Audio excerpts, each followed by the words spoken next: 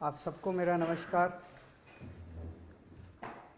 कल supreme court में MCD mayor चुनाव के मामले में आम आदमी पार्टी की बहुत बड़ी जीत हुई, जनतंत्र की जीत हुई, दिल्ली की जनता की जीत हुई, देश की जनता की जीत हुई।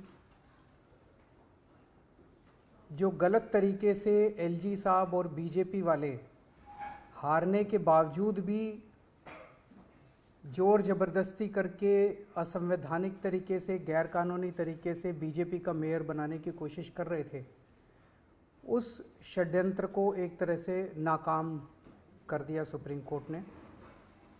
अभी थोड़ी देर पहले मैंने एलजी साहब के पास प्रस्ताव भेजा है कि 22 फरवरी को मेयर के चुनाव कराए जाएं। मैं उम्मीद करता हूं कि अब जल्द ही चुनाव होंगे और जल्द ही दिल्ली को उनकी मर्ज़ी का, जो उन्होंने वोट डाले थे, जो मैंडेट दिया था, उसके हिसाब से मेयर मिलेगा। लेकिन आज जो मैं आपके सामने रखने जा रहा हूँ मुद्दा, वो सुन के आप लोग चौंक जाएंगे।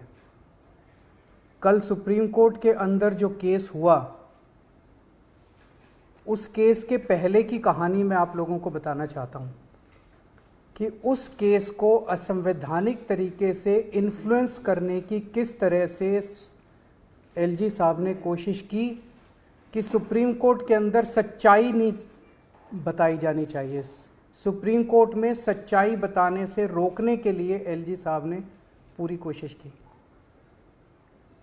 शैली ओबेरॉय जो हमारी मेयर कैंडिडेट हैं, उन्होंने सुप्रीम कोर्ट में केस किया। उस केस में उन्होंने दिल्ली सरकार और एलजी दोनों को अलग अलग पार्टी बनाया, क्योंकि दोनों के व्यूज़ अलग अलग थे। एलजी साहब ने कुछ कदम उठाए थे जो दिल्ली सरकार के मुताबिक असंवैधानिक थे, गैरकानूनी थे। तो शैली ओबेरॉय ने दिल्ली सरकार को, एलजी को अलग अलग पार्टी बनाया। दिल्ली सरकार ने यूडी सेक्रेटरी को आदेश दिए कि इस केस में गौतम नारायण को दिल्ली सरकार की तरफ से वकील नियुक्त किया जाए। दिल्ली सरकार की अपनी मर्जी है कि वो किसी को भी वकील बना सकती है। एलजी साहब ने 9 फरवरी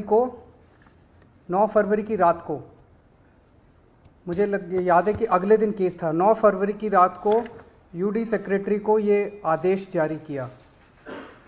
इसकी कॉपी हम लोगों ने आपको भेज दी है। इसका सेकंड पैराग्राफ अगर आप पढ़ेंगे तो एलजी साहब ये कह रहे हैं कि honourable lieutenant governor has desired that urban development department shall defend this petition. उन्होंने कहा, एलजी साहब ने, कि पहली चीज, आप मेरा वकील ही दिल्ली सरकार का वकील भी लगाइए। श्री तुषार मेहता एलजी साहब के वकील थे। दिल्ली सरकार के अफसर को आदेश दिया गया कि तुषार मेहता को ही दिल्ली सरकार का वकील भी लगाइए। तेरा वकील तो तेरा वकील भी मेरा वकील और मेरा वकील भी मेरा वकील। मतलब ये तो दुनिया के इतिहास में पहली बार हो रहा होगा कि दो अपोजिंग पार्टियां, दोनों अपोजिंग पार्टी का वकील एक ही होगा। तेरा वकील भी मेरा वकील और मेरा वकील भी मेरा वकील। तुषार मेहता दिल्ली सरकार का वकील और तुषार मेहता जो है वो एलजी का भी वकील। फिर इसमें लिखा है कि Delhi urban development department shall defend this petition. LG साहब उसको कह रहे हैं अफसर को कि जितने गलत काम मैंने किया आपको सुप्रीम कोर्ट में उसको डिफेंड करना है। आपको सच्चाई नहीं बतानी, आपको देख के सुप्रीम कोर्ट के अंदर मेरे सारे गलत कामों को डिफेंड करना है। एक किया। दूसरा आदेश, you should engage the services of Shri Tushar Mehta. मेरा वकील तुषार मेहता है, तुम भी तुषार मेहता को करो, तुम अपना वकील गौतम नारायण को मत करो। और तीसरा कहते हैं, counter affidavit has been file, कि तुम वहां क्या बोलोगे ये भी मैं तय करूंगा। तुम्हारा वकील ऑपोजिट पार्टी, दो पार्टियां कोर्ट में हैं। एक पार्टी अपनी दादागिरी, अपनी गुंडागर्दी, अपने पद का दुरुपयोग करके दूसरी पार्टी को कहती है कि तेरा वकील भी मैं तय करूंगा, तेरी सबमिशंस भी मैं तय करूंगा और तू मेरे पक्ष में बोलेगा। ये तो इन्होंने, ये क्या है? तो ये दो डायरेक्शन जब उस अफसर के पास गई, उस अफसर को दिल्ली सरकार के मनीष सिसोदिया जी ने डायरेक्शन दी कि आप गौतम नारायण को कीजिए, एलजी साहब ने डायरेक्शन दी कि आप तुषार मेहता को कीजिए। वो बेचारा अफसर आप सोच सकते हैं क्या करता। उसके पास कोई चारा नहीं था, उसने तुषार मेहता जी के पक्ष में अपना वकालतनामा दी। दिल्ली सरकार के का वकालतनामा भी तुषार मेहता जी के पक्ष में दे दिया। क्यों दिया? उस अफसर के पास दो ऑर्डर थे। एक दिल्ली सरकार के मंत्री का ऑर्डर था जिसके अंडर में वो काम करता है, उसका एलजी से कोई लेना देना नहीं है उस अफसर का। और एक एलजी का ऑर्डर था। एलजी कह रहे हैं तुषार मेहता को वकील लगाओ, ये अफसर ये मंत्री जी कह रहे हैं, उसके अपने मंत्री जी कह रहे हैं कि गौतम, उसने तुषार मेहता के वकालत के पक्ष में वकालतनामा दे दिया। तो तुषार मेहता सुप्रीम कोर्ट के अंदर दोनों पार्टियों की तरफ से खड़े थे, दिल्ली सरकार की तरफ से भी खड़े थे और एलजी साहब की तरफ से भी खड़े थे। जाहिर तौर पे अफसर के यहाँ पे बंदूक रख के उसको धमकी दे के तेरे को सस्पेंड कर देंगे, तेरे को ट्रांसफ़र कर देंगे, तेरा करियर बर्बाद कर देंगे, उससे ज़बरदस्ती करके और वो वकालतनामा दिलवाया गया। एलजी ने ऐसा क्यों किया? एलजी ने ऐसा इसलिए किया, एलजी साहब जानते थे कि उन्होंने जितने काम किए हैं वो गैर कानूनी है, असंवैधानिक है। अगर सुप्रीम कोर्ट के अंदर उनकी पोल खुल गई तो एलजी मुंह दिखाने के लायक नहीं बचेंगे।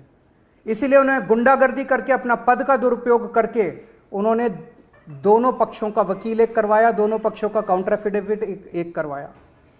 तो इससे साफ साफ जाहिर है कि सुप्रीम कोर्ट में सच को छुपाने के लिए एलजी साहब ने यह सारा षड्यंत्र रचा।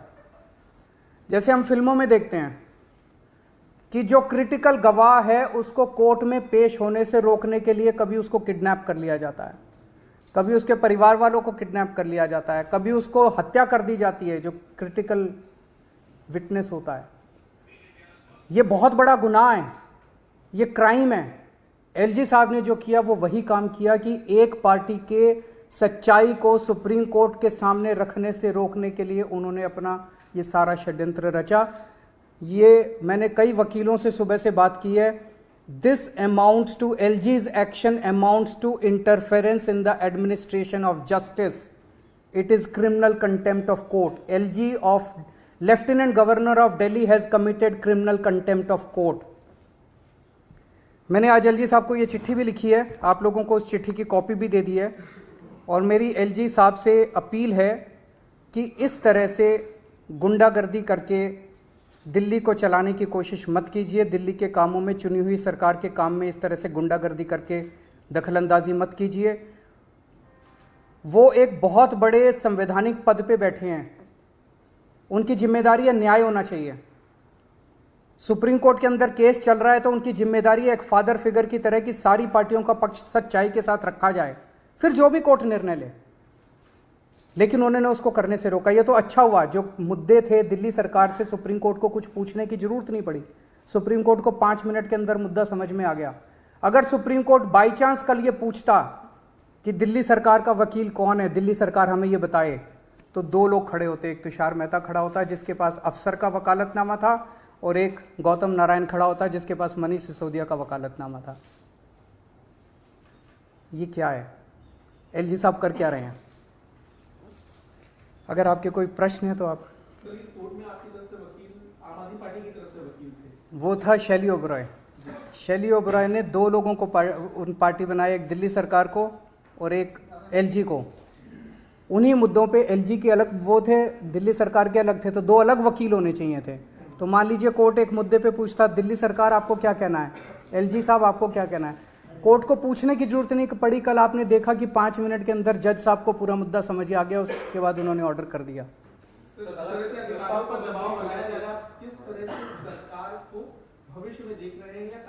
नहीं करेंगे, संघर्ष कर रहे हैं, लड़ रहे हैं। अंत में सच्चाई की जीत होगी, अंत में जनतंत्र की जीत होगी, संविधान की जीत होगी। संविधान को कुचल रहे हैं।